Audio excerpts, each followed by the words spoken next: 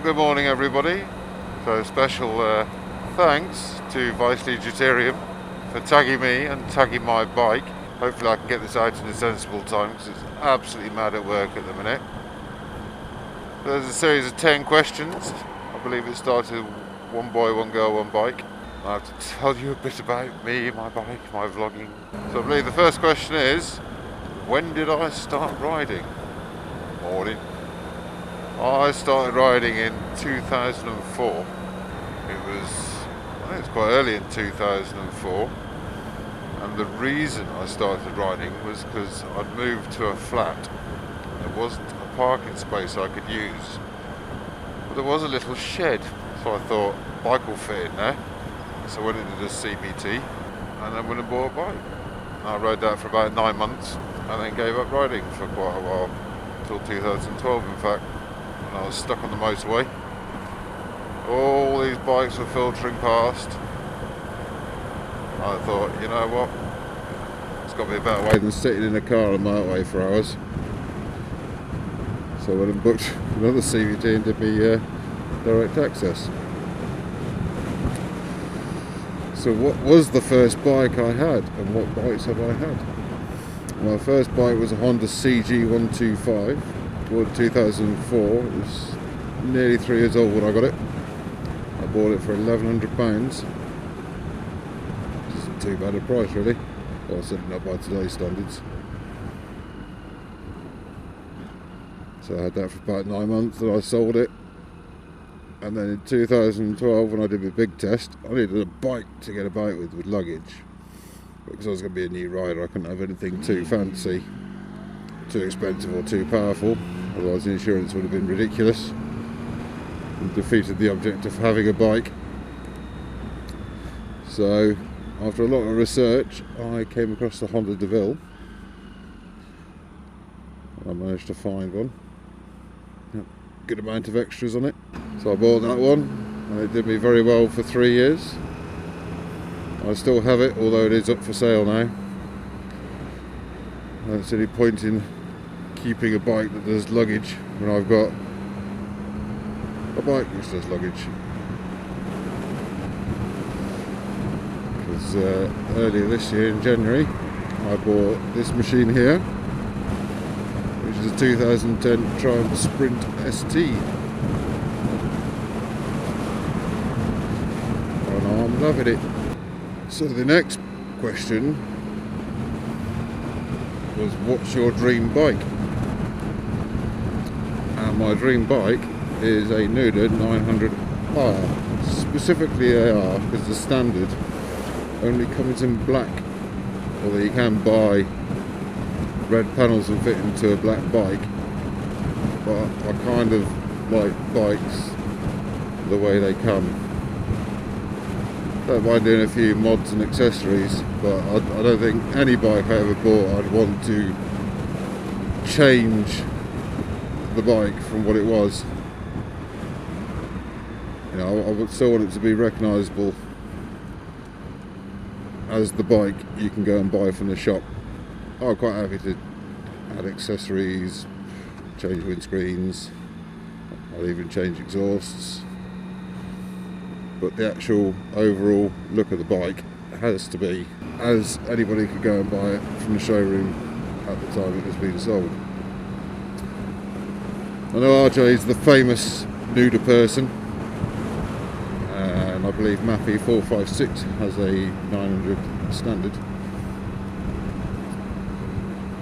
Well, I first saw a Nuda before RJ. I've seen a couple in the flesh. I've not been on one yet, and I did spend quite a lot of time trying to track one down, but they are quite hard to find, although not impossible. But it's not, I couldn't have one as my only bike. I need a bike which will do distance, and I need a bike which will do luggage. So whilst the 900 would be a welcome addition to my house, if I was down to just one bike, it wouldn't be a Nuda.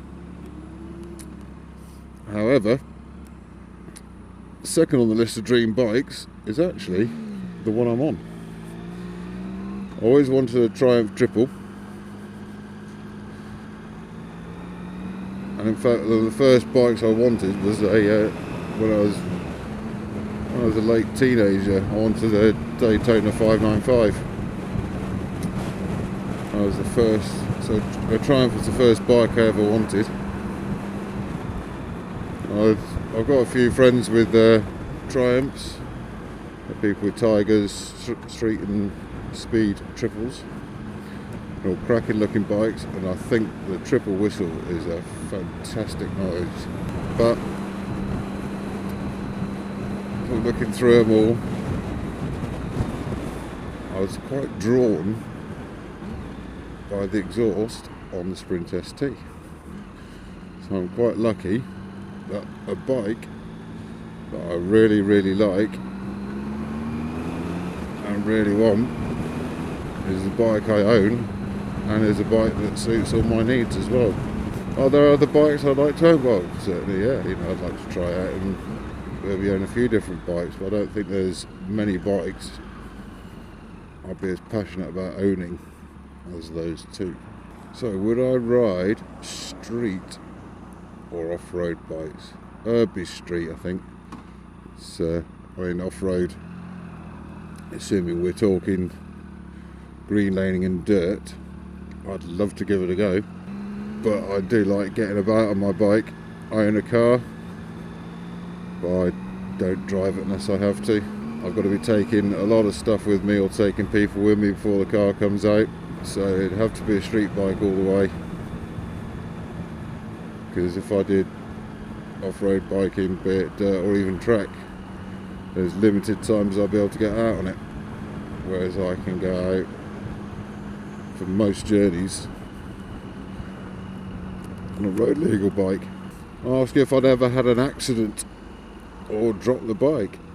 Well, I've had a couple of close calls. I had a pretty close one recently, and if anybody watches my random series, well, I slightly misjudged and overcooked, trying to skip down a line of traffic to get to the head of a queue, and the bike fortunately stayed upright but skidded on a bit of gravel, and I went boink off a bit of a curb on a pedestrian island. So the only thing damaged there was my ego. I did drop the bike once. I was with Glenn, DVDF Glenn Co, and we were on our way to the infamously calm ride out, and I'd taken a wrong turning somewhere. So we pulled over to see where we were on a little quiet road on a leisure retail outlet area. So I did my shoulder checks, went to pull off, full lean, full lock, and didn't quite give it enough beans, or was a little too quick on the clutch, and it just clicked, died. So I had the bike lean that far over. I couldn't pull it back. I could hold the bike where it was at 45 degrees. I was straddling it. I just didn't have any leg strength to help push it back up. So I had to gently place it down. So it wasn't a full drop. I'll see if I can insert the footage here, but it'll be quite hard work to find, I'd imagine. So an embarrassing near accident, skipping up a lane of traffic, close call with a scrap dealing gentleman. I think you let me out, thank you. Close call with a scrap dealing gentleman whilst going at 60 miles an hour and dropping a bike in front of someone else. There's my accidents. I hate this bit of road because that seam there is a nightmare for the front tyre. Skip through this traffic because I can't remember what the next question is without looking. I'm not going to start reading a bit of paper whilst filtering through heavy traffic. Which bit of give way don't you lot understand? So the next question, now I've found a moment to check. When did I start my tour vlogging? Well, my first video went up on the 25th of April 2014. I did have to check that. So it'll be 2 years next month, or maybe this month by the time I've put this up. So in that time I've got 350 something subs. And thank you, all of you. Appreciate it. People follow me, I appreciate all the comments. I've got quite a few followers on Twitter as well, although I don't really make the most of that one. In terms of who do I sub? I've subbed quite a lot of people, wide and varied. I'm not going to name anybody.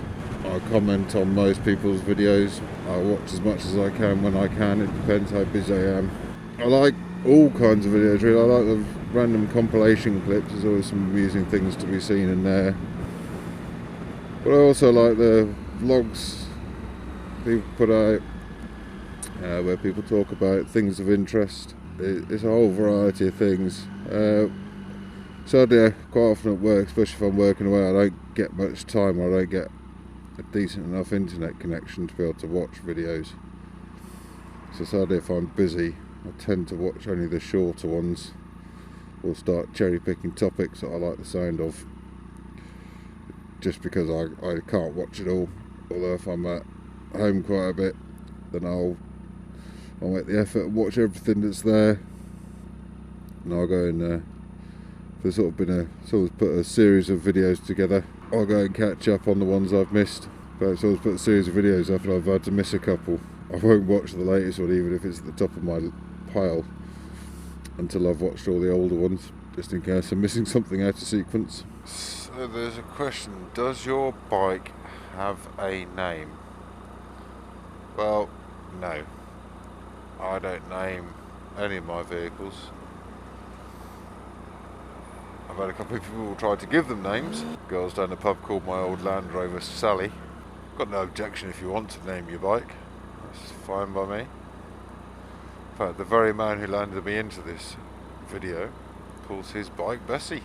But each their own. If you want to call your bike something, call it something. If you don't, don't. So I got to tag 3 people to come and do the challenge. Who shall I pick? I know there's a sort of core of vloggers who will comment on each other's channels, so I'm going to pick outside of the people that I normally watch and who watch me. So, but they're going to be people off the motovlog.com forum.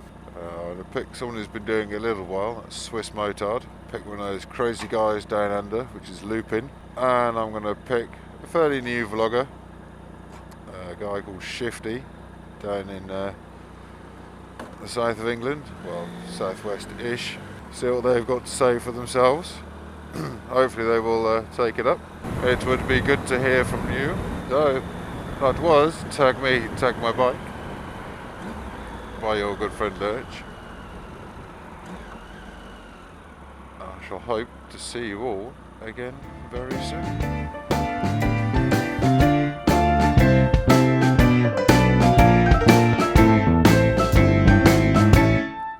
I shall do a PS on this. I know I said I would do a Q&A ages ago, and I'd do my sticker draw. I'm fairly certain in January I said I'd do it somewhere at the end of February, and I still haven't, or at the end of March now.